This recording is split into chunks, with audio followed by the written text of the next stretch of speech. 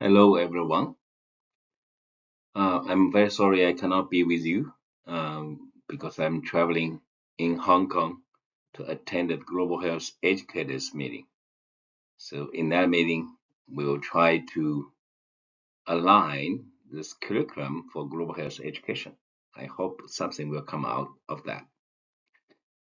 Let me introduce myself. My name is Jinko Zhao. Please call me Button.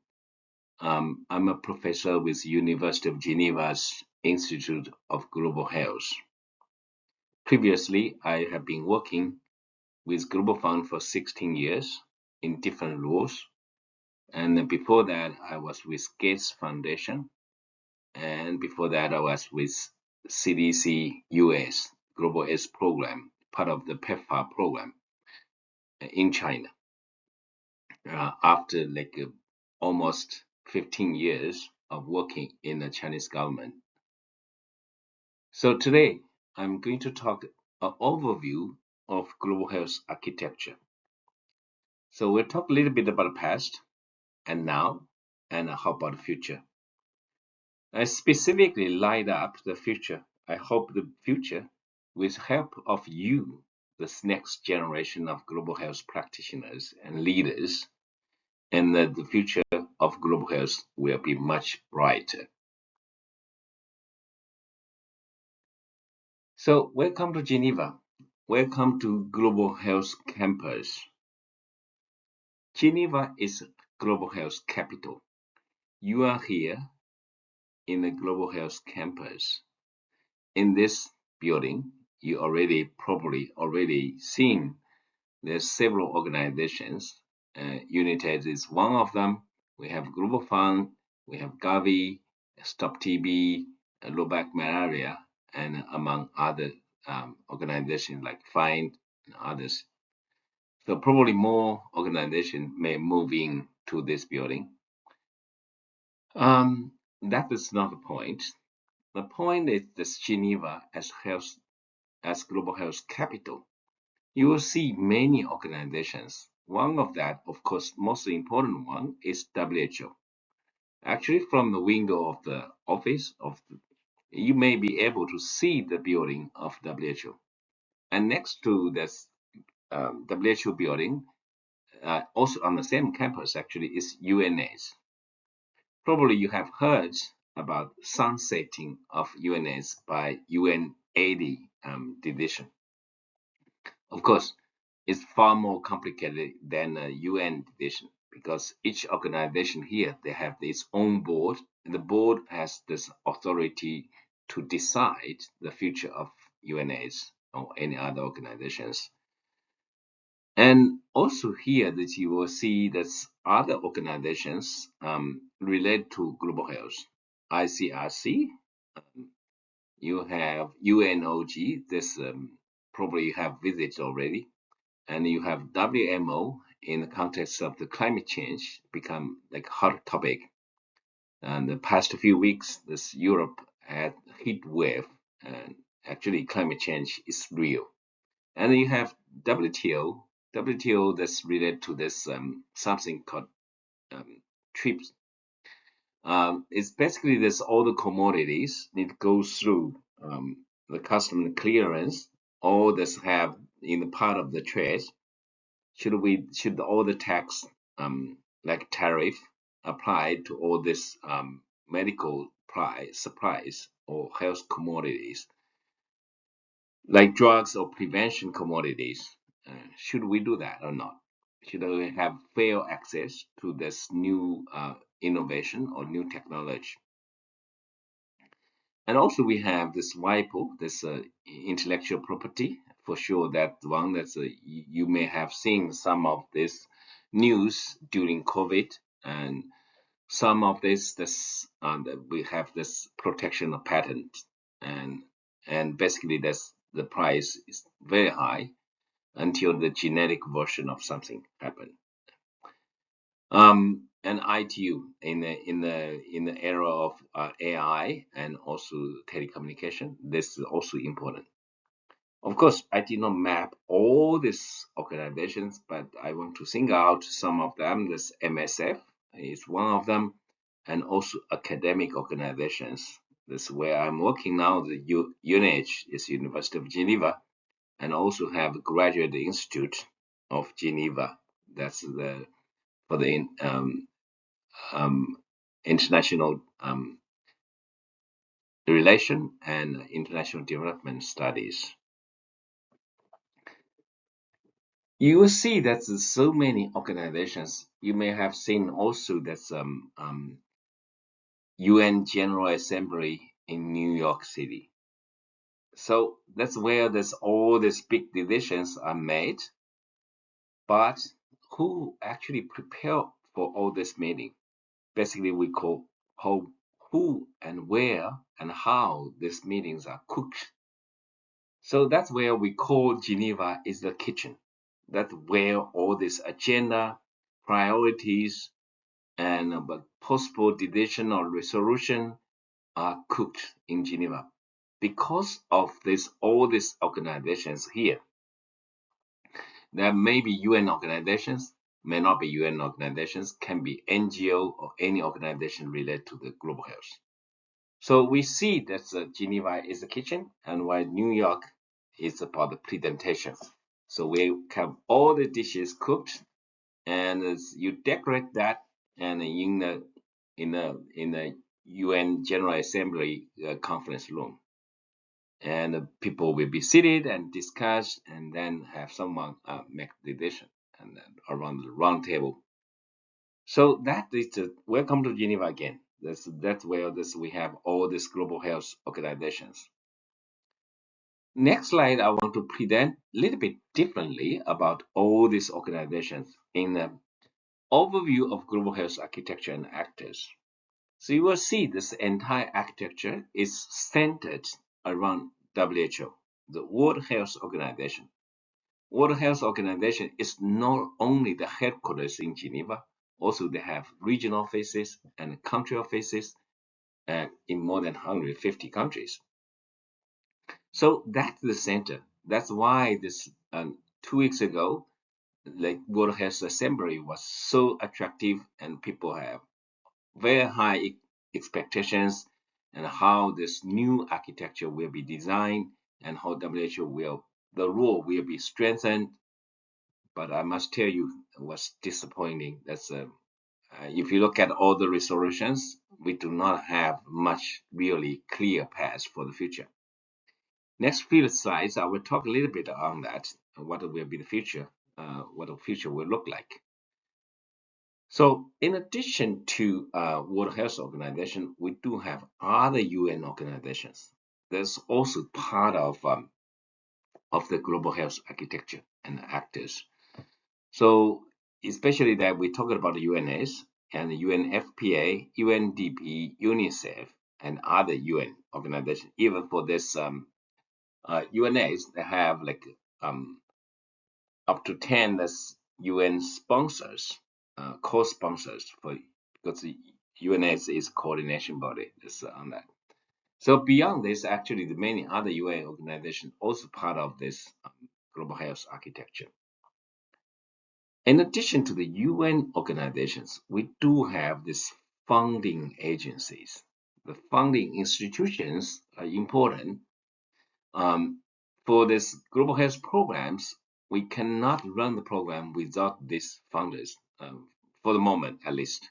Maybe in the future, this situation will change and change for better or worse. We don't know.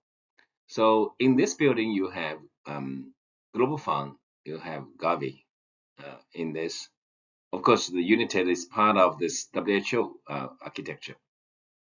And also we have traditional ones like World Bank.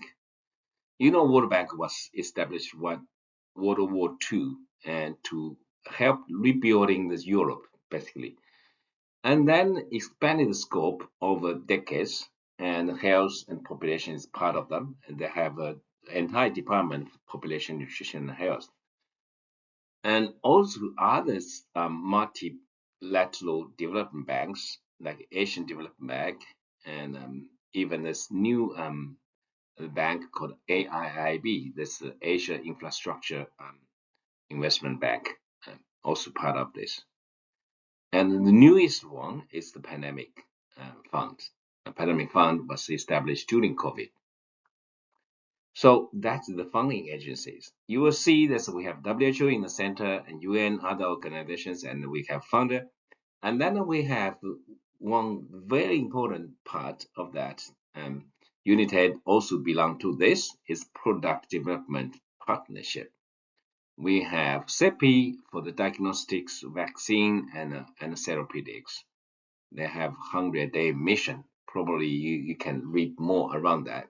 We have FIND in this building, and we have UNITAID here. This UNITAID play an important role. You may hear from other colleagues, and for the early entry of new innovation into real world market, and also this for the market shaping. Also have medicine patent pool. And there are many other new organizations also on the board, and especially this Africa want to establish something. It's in the process now. Also, we have the civil society organizations like NGO here. This MSF is next building, and I see RC, IFRC, Save the Children, World Vision. Many of them are the implementers of the program funded by those funders, including also the bilateral national authorities like USAID and all this CDC here. This USAID was dismantled. Also, we have regional platforms like this important one. This people have the high expectation is Africa CDC. You know, we already have European CDC already play a very important role, especially on disease surveillance. So this is the overall architecture as of now, and there may be change. Some of these organizations may be merged, may be dismantled, and maybe we call sunsetting. But what will be the future, we'll discuss later.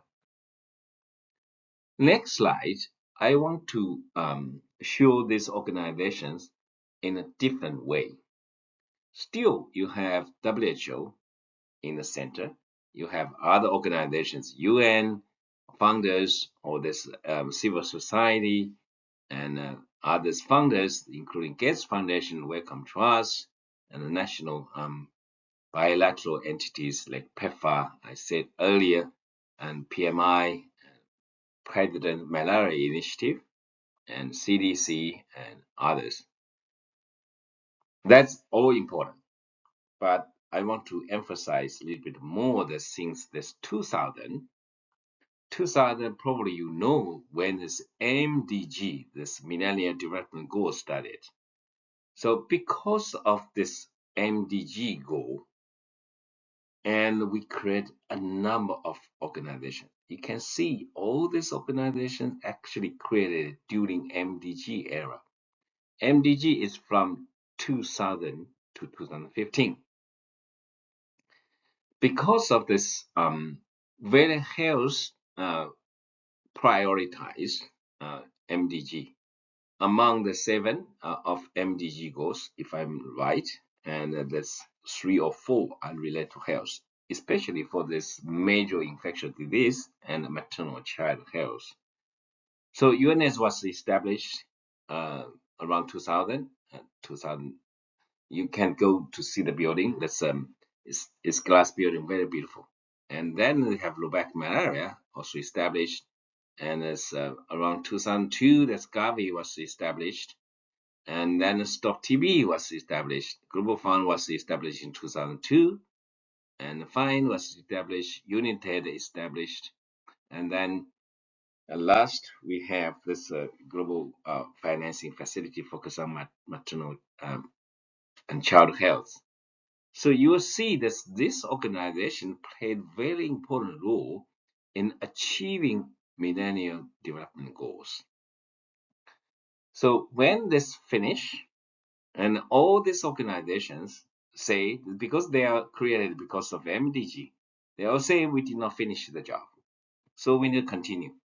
So when Sustainable Development Goals, SDG, started, they all said we need to finish our job many organizations here. We need to end AIDS, we need to end TB, we need to end malaria by 2030. 2030 is end of SDG. So the entire world is very good at creating all these organizations, but the world is not very good at all in closing any of these organizations. So you will see that actually in the UN system, many small organizations they survive because of the some of the countries, donor countries, they like the idea, they supported the establishment, they may not support this closing of this. Things happen in circles. Sometimes this become important now, for example, and maybe 2 decades later become more important and may become less important or more important. So things are going in circles, and establishing one is not easy, and closing one is not easy either. So that's where we have this fragmentation, all this kind of thing, because you can see some of these organizations have clear overlap in terms of mandates. And also, the donors are the major donors, basically G7 are major donors for all of these organizations. So they need to establish different kind of focal points for each of the organization. Is kind of where the inefficiency starts. In the SDG era, we have these two organizations that's actually established. The CEPI actually was established after Ebola. Ebola is 2016-2017 outbreak in West Africa.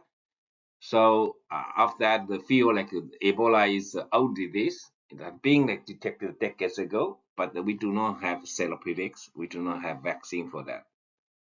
Simply because they're in the poor countries. I do have a lecture about what we learned from pandemics since 2000. I can tell 1 hour about all of this, but the thing today is not the focus. And the pandemic, of course, established by G20 when Indonesia was the president of G20. This was established, and there was a story between this World Bank, because Pandemic Fund is part of the World Bank. Between World Bank and the Global Fund at that time, simply because Global Fund received a lot of money, 4.7 billion, to fight COVID during that time.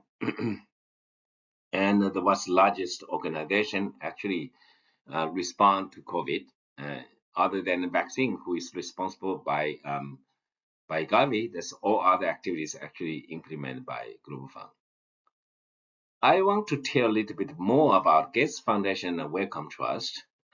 Unfortunately, probably my picture actually masked this Wellcome Trust. Gates Foundation changed the name from Bill and Melinda Gates Foundation to Gates Foundation. Now, you probably heard about that. And Wellcome Trust, and next few slides, I will talk about Wellcome Trust work on this. They want to design the new architecture of global health. Gates Foundation is the largest fund for after U.S. withdrew from WHO. Gates Foundation is the largest funder for WHO. But their philanthropy, they're not government entity, so they are not on the decision-making body. That's called executive board, and WHA, that's World Health Assembly. Only government entities, called state actors, can attend. So that raises a lot of questions. As a fund, that has its own accountability line. It's need to have its own audit, everything.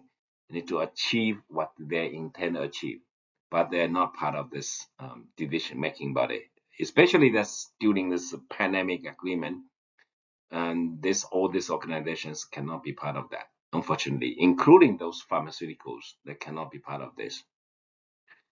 Next slide, I want to talk a little bit about this, what happened in the past, now, and in the future. I use this one very simple indicator called under 5 mortality. Under 5 mortality, we measure this for per thousand live births, so how many people, like children, before they reach the age at the birthday of the fifth birthday, and so they already died. So these are this development assistance for health. You will see that it's not first time actually health become the focus of UN or any organization discussion. Actually, in 1990, we already have Amata Declaration that's called Health for All by year 2000. And so in that 10 years, WHO made a very ambitious goal, try to have this primary health care and also others essential service available for all people. That, of course, that did not achieve. And you will see that development assistance for health did not increase very much and over 10-year period. The slight increase. But during MDG, you will see dramatic increase. These are the $1 billion. This dollars in billion. So you will see that actually this under 5 mortality did not reduce very much during the first, but then this actually continued the trend uh, in the MDG era, but it's much big magnitude in terms of change. And then as you we have SDG, you will see this DAH actually flattened. uh, Um, and then as of course this increase you all know because of COVID. After COVID, all the resources spent and reduced to the usual year what we always talk about 2019. So for the global health, if we want to achieve something, it's not only a political will. Political will must come with this financial resources. The financial resources will attract the technical resources for that. So that's how this kind of very simple indicator, but very important. Actually, this can reflect how the global health developed in the past 3 decades. Next few slides, I will talk a little bit about what will be the future. This is where we are now, up to this here. Why we need a new global health architecture? So that's the question probably we need to ask ourselves because current architecture is unfit for the purpose now. They have overlapping mandates, become very inefficient, and even their own structure within some organizations, they do not have coherent um, functions and mandate. Simply because you have resources, you can justify you have this team. If you do not have the funding or donors are not interested, basically even important to have the function like in the WHO, like and non-communicable chronic disease is very important. But this is so interesting that not many donors actually interested in this. So that's part of the problem. We with all this kind of functions and mandate actually for the donors' interest. And then the second point is the global north actually dominate. It's very much imbalanced power. Most of the problem, global health problem in global south, but it's actually global north are making decisions for that simply because they have this power in terms of technical piece and the finance piece, and also this in the decision making bodies. And today we did not talk about them. But one of that is G7. You will have G7 meeting in a week or two. That's in Evian. So some of the building will be shut down, and the board area will be shut down. And then because of this, the government actually become more dependent on donor resources. And we do have a lot of big examples. That's some countries before Global Fund came in. That's the entire country's malaria program is $3 million US, and overnight, because of Global Fund, the total resources for malaria control becomes 300 million.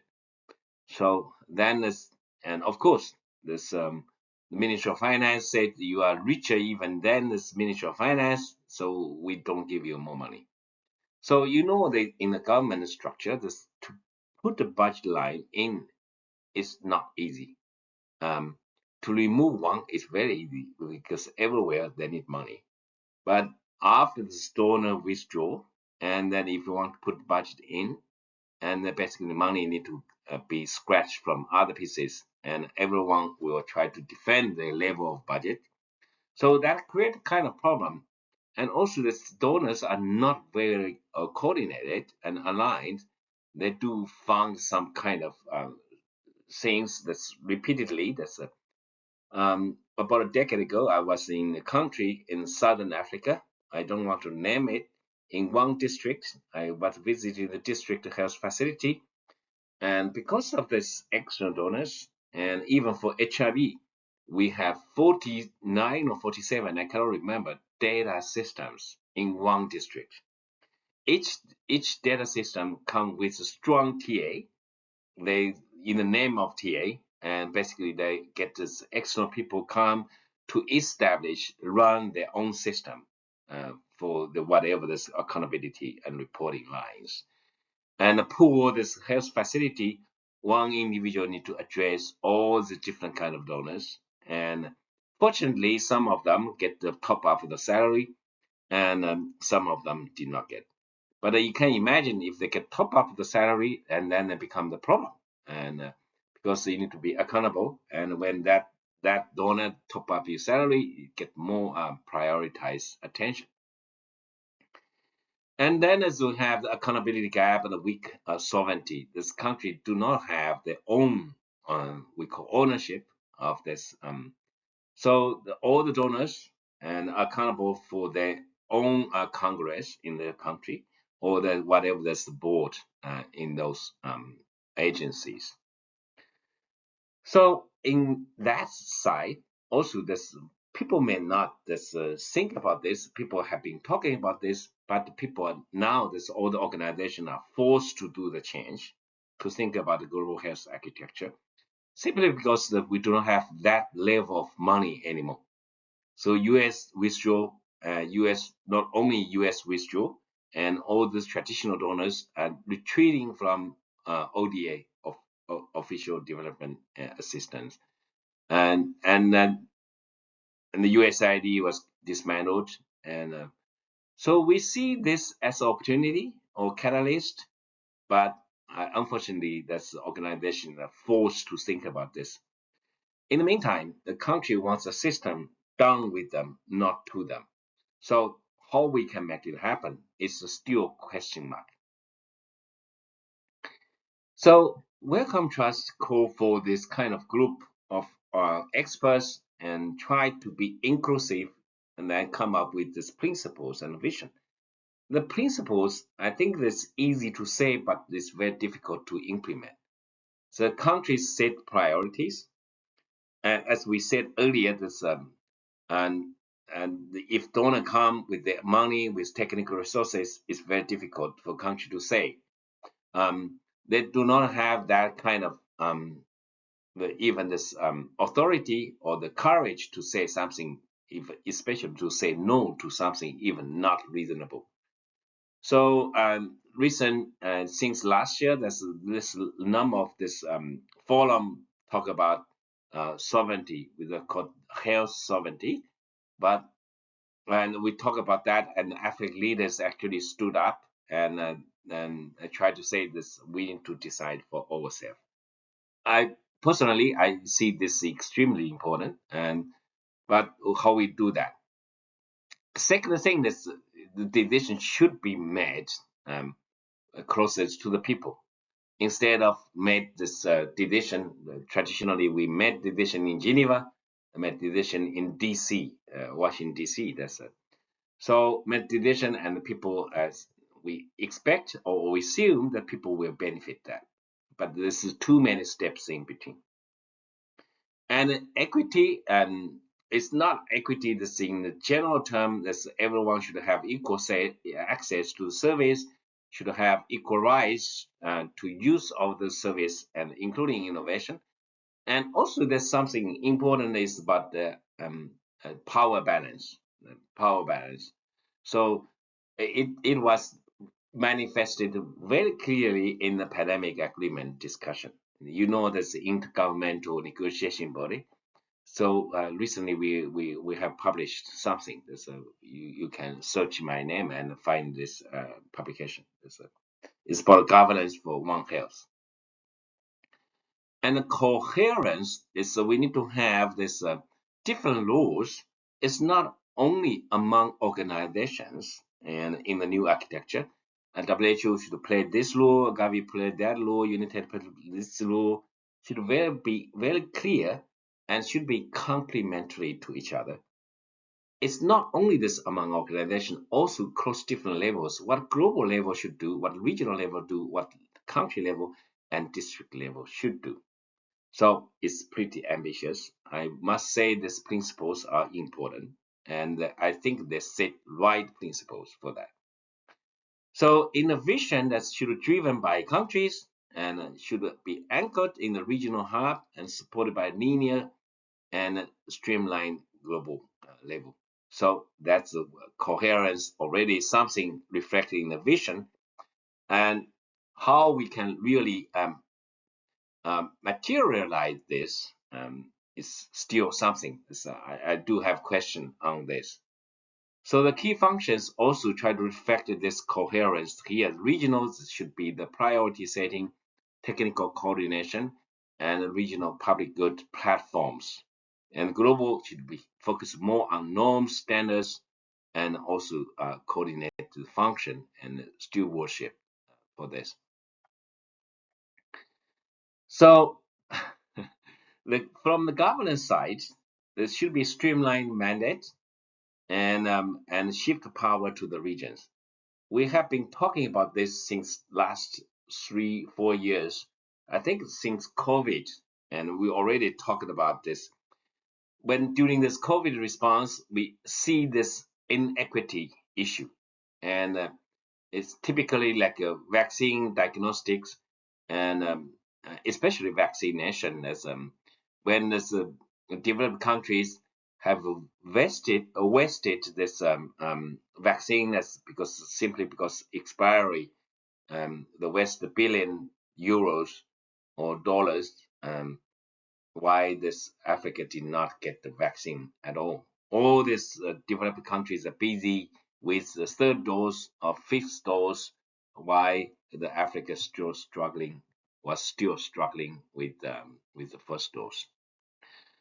So how we can really do that? They propose a number of this. One is differentiate and rebalance, move function to the regional level.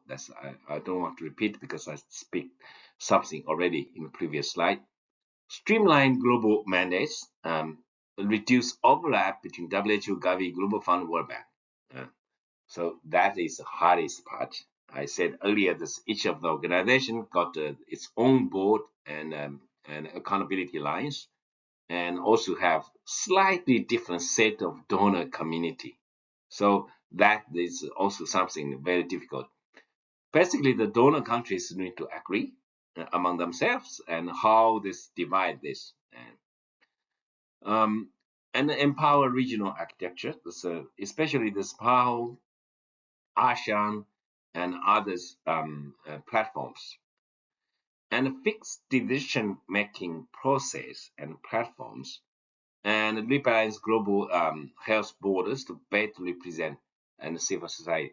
I must say this Global Fund and Gavi already moved away from this state actor-based governance structure because we cannot really move away from state actors because UN is WHO and The UN organizations are intergovernment entity.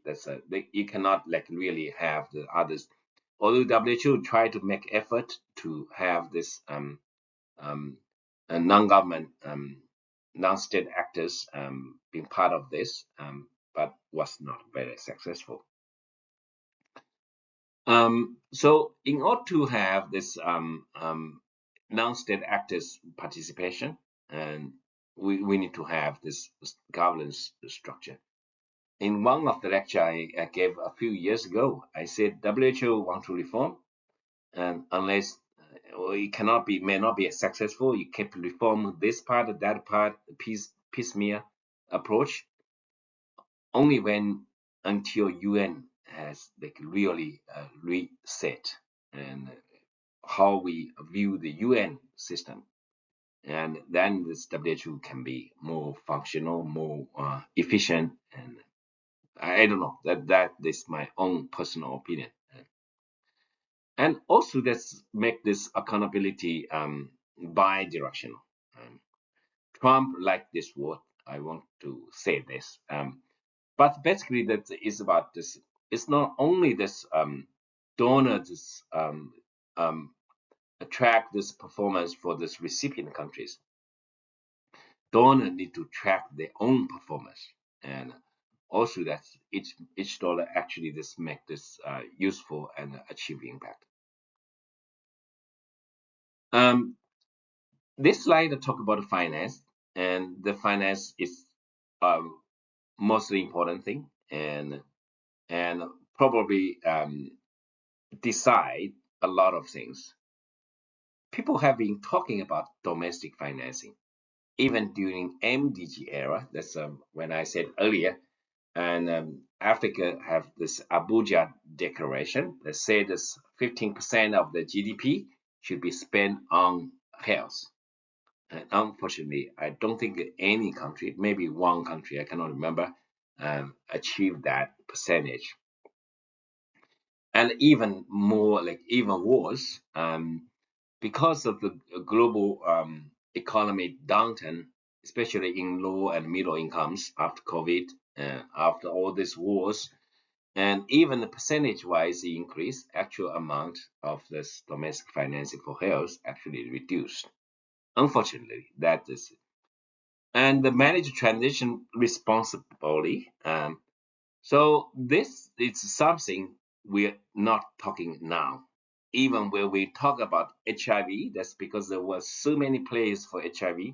We already talk about one plan, one budget, one M&E for one disease. Now we even talk about this more among all health issues, one plan, one budget, one M&E. So that even is more like difficult because health there's so many diverse needs and many issues and also different budget lines and different data systems. Even some of these diseases still have very much vertical finance management system, data system. Of course, they have different national stretched plans. The health sector plan is always some kind of focus we want to emphasize, but never really. One thing I must tell you, this national stretch plans, 95% of them are never being implemented. And many of these countries just use that to access funding. Um, So also this address this macro constraints. We have this data debt swaps.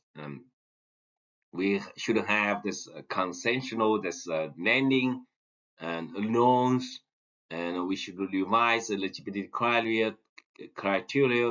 Some of these countries they made to this World Bank high income or uh, middle high income or low middle income countries, they will change the eligibility.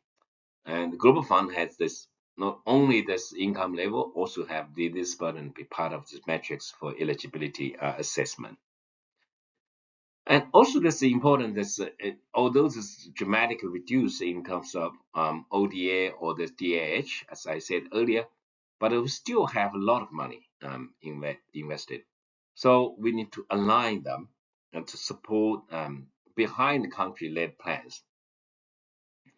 I want to say this country-led plans is important.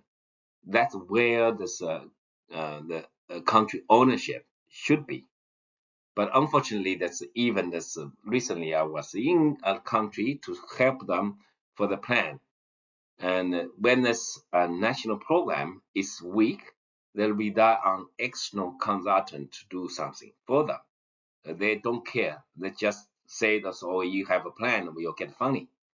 So it's still a little bit far away for the country ownership. I'm not talking about all countries, of course. Probably half of the countries in the low and middle income countries are in that category.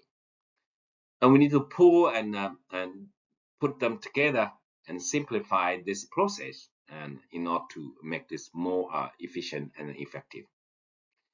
And also that is even more difficult, this multi-year commitments, because each country, that's even donor countries, they have annual budgeting process, and from year to year, given this so volatile the situation, you never know that's where we have another war, and when we have another global lead, we'll ask other country to do something else.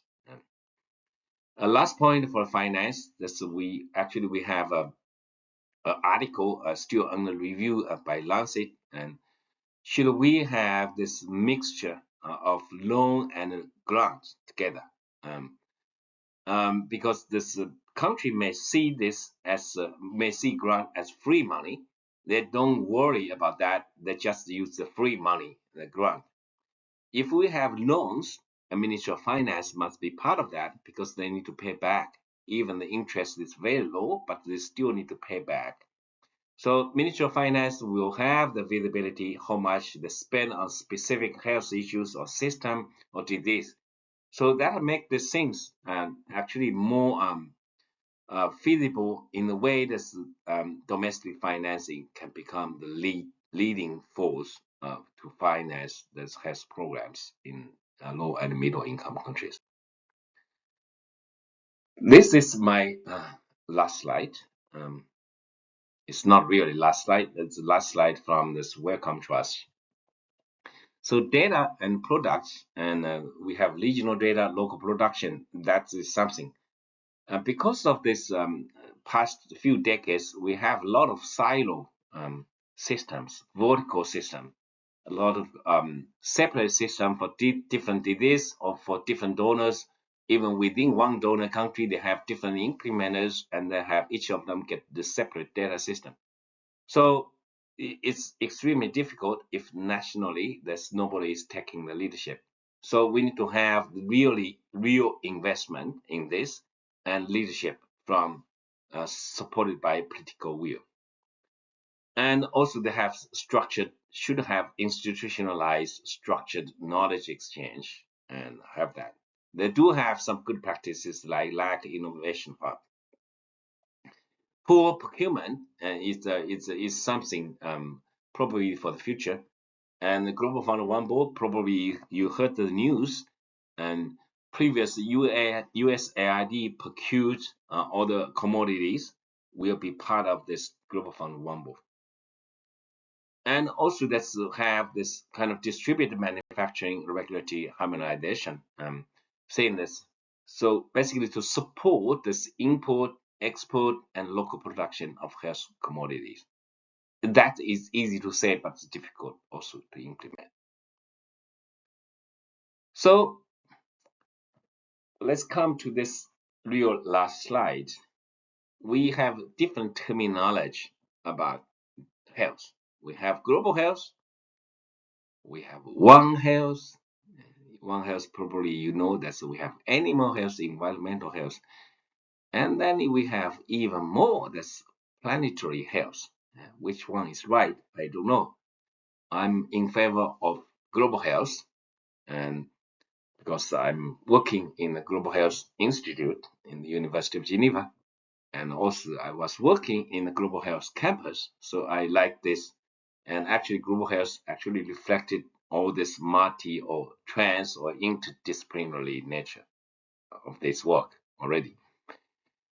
And this is about naming. And also that's we have a lot of things try to address and system resilience, responsible transition, sustainability.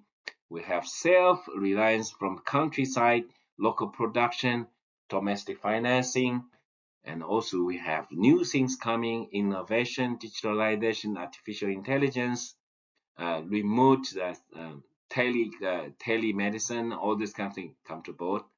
And also we have these things, services should be the point of care or near point of care. And we need some kind of like diagnostics be quicker, cheaper, and more reliable. I don't know who is going to pay for that. And um, should all this R&D or this manufacturers foot the bill, or someone else need to have a mechanism to fund this? And the issues are still the same. There's outbreaks here there, and recently you heard about this Ebola. There's outbreaks, and in DRC, in Uganda, you have pandemics, and you have NCD have been long-lasting this neglected problem, and also we have neglected tropical disease, mental health, substance use, AMR, and other things. And in that way, and it's life course approach because we're dealing different kind of age groups, um, in order to address the equity and also this temporal equity. Basically, this from what happened in the childhood may have long-lasting impact in the adulthood, even in this late stage of life. Should we follow life course approach? Should be person-centered? Should be health in all policies? So what will be that? These are all complicated, but the thing is who should lead and where should we start? So that's the question for you. You are the next generation of global health leaders and practitioners. So by learning this, I post more questions to you instead of offer any solutions. Solutions are everywhere, but I always say we are debating, we are arguing, we're quarreling. Um, but why we are doing that? Because we live with the answer. Thank you. Please ask a question to Catherine and to others, and she may convey. I may have a channel to respond to you. Thank you so much. Bye bye.